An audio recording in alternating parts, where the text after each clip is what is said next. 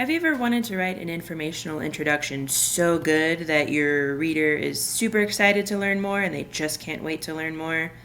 Well, hopefully I can help you with that with today's informational writing skills video on introducing information. This is our proficiency rubric for today. We're hoping by the end of this video you can say you are proficient or highly proficient in these skills. Feel free to pause and read through this rubric to make sure you know what you're getting out of this video. Our agenda for today is introducing the introduction, the hook, the context, and the thesis statement. And a disclaimer, I'm trying to keep this video as short as I can, so I will not explain some things in detail. So if you want more information, feel free to look up other videos or articles about it. So let me introduce the introduction. This is just the first 1 to 2 paragraphs at the beginning of your writing or speech. It's going to assume a few things about your reader or listener. 1, that they're easily bored. 2, that they don't know anything about the topic you're about to discuss. And 3, they will want to know your thoughts about the topic once they have a better understanding of it. Be aware, this is not the whole essay. We're just talking about the very beginning of that essay or text. The components of the introduction are the hook, where you make your reader feel some feelings, the context, where you make your reader learn some things, and your thesis statement, where you get to the point and talk about what you want to talk about. So let's go over the hook. The hook is the very first sentence or two in your introduction paragraph. It is designed to grab the reader's emotions so that they will keep reading. And it may seem unnecessary, but it serves a few purposes. 1, it sets the tone or the vibe of your text. 2, the topic will often feel more important or relatable when you make them feel things. And emotions are one of the most persuasive tools in the world, so persuade them to read with an emotional hook. Think of it like the first 10 seconds of a song. If you make it interesting and emotional enough, the listener is not going to skip to the next song. So let's turn your reader from a sad person to a happy person, super excited to read more about your amazing introduction. There are a few different types of hooks. We'll only cover a few of them. A common one is the startling statistic, where you use a surprising fact or number, such as every day over 60 million plastic water bottles are thrown away in the United States. Or you could do the provocative question hook, where you challenge the reader's thinking. For example, what if everything you thought you knew about screen time was completely wrong? You could even share an anecdote, a brief, relevant, personal story or historical story, such as, when I was 8, I watched my grandmother struggle to remember my name because of Alzheimer's. That moment changed how I saw memory forever. And finally, you could start your introduction with a vivid description where you paint a compelling word picture. An example of this would be, the sky glowed a sickly orange as smoke curled over the rooftops and ash rained down like snow. This was the reality for thousands during last summer's wildfires. Whichever one of these you pick for a hook, make it emotional, and you'll have a great start on your hands. Now you've given the hook, now let's do the context. So the context in your introduction you're writing is making sure your reader actually knows something about the topic. So you want to cover at least a few of the following items, such as the history of the topic, important vocabulary about the topic, how the topic works, and why your topic is a big deal for some people. It is best to assume your audience knows nothing about the topic, so if it's important enough for you to write about, it's important enough for you to make sure they understand it. So just think of your reader like they're an alien who crash landed on Earth this morning and it is their very first day here and they know nothing. So you have to explain the topic you're about to talk about for about 30 seconds.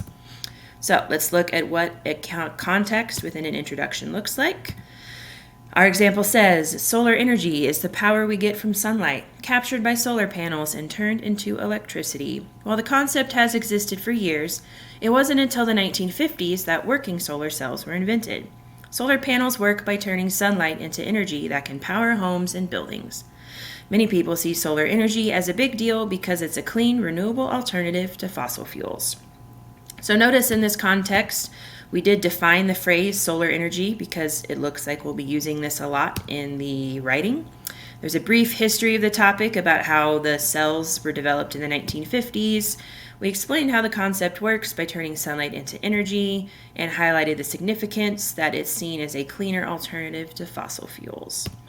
Now that you've written a hook and a context in your introduction, your final section in the introduction is the thesis statement.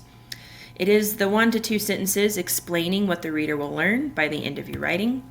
So think of it like the 1 or 2 sentence summary of the entire text. It is fact-based, not opinion-based. This is an informational text we're talking about, so stick with the facts.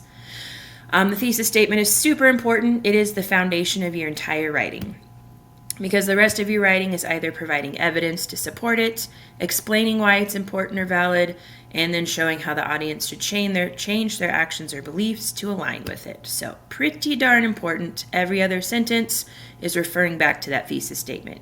So if you don't have a strong and clear one, your text is going to be a huge mess and fall apart like this building. So don't let your introduction fall apart like this. Have a strong thesis statement that holds up. I'm going to go over a few different types of thesis statements because there are a few different types of informational writings that you might use.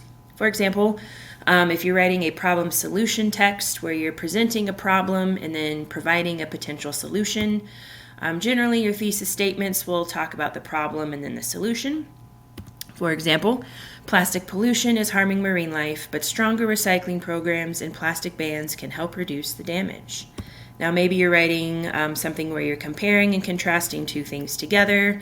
Generally, those thesis statements talk about how they're different and then how they're similar.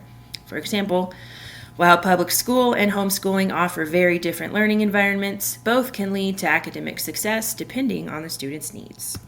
Maybe you're going over cause and effect, where you talk about how something was caused and then how it affects other things.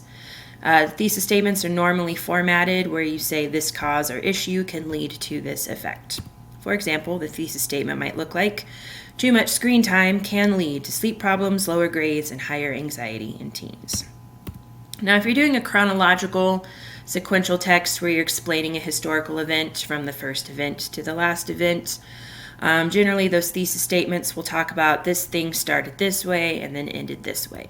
For example, the history of space exploration began with early rocket experiments, advanced with the moon landing in 1969, and continues today with missions to Mars.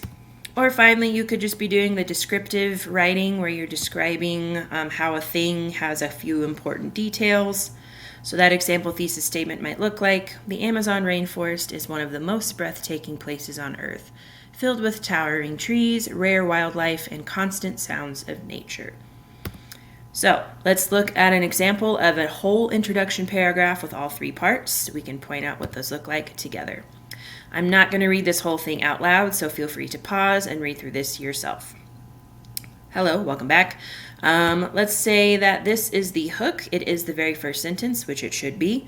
Did you know that 36% of all cats are actually aliens? So notice we combined the startling statistic hook with the question hook, so you can combine hooks together.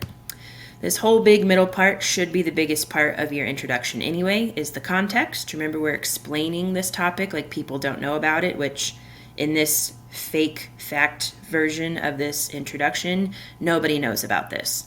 So this context is explaining the history of how they landed on Earth, blended in with other cats, and then started domesticating themselves with humans to learn how to rebuild their ship and then go back home. And then we ended with our thesis statement, while Meowtopians look identical to house cats, there are many ways to tell them apart and know if your cat is from Earth or space. So this is a compare-contrast thesis statement where we talk about how they're similar and then how they're different. And that, again, is the most important sentence of your whole writing, especially your introduction. And there you have it, kids. That's how you introduce information with a thesis statement. Hopefully you now feel like you are proficient or highly proficient in this, so don't forget. An introduction should have a hook where you make your reader feel feelings, a context where your reader learns something new, and the thesis statement where you give them the point of the whole writing. If you know how to introduce your information like this, your introductions will be unstoppable. So go write an amazing introduction, and I will see you in the next video.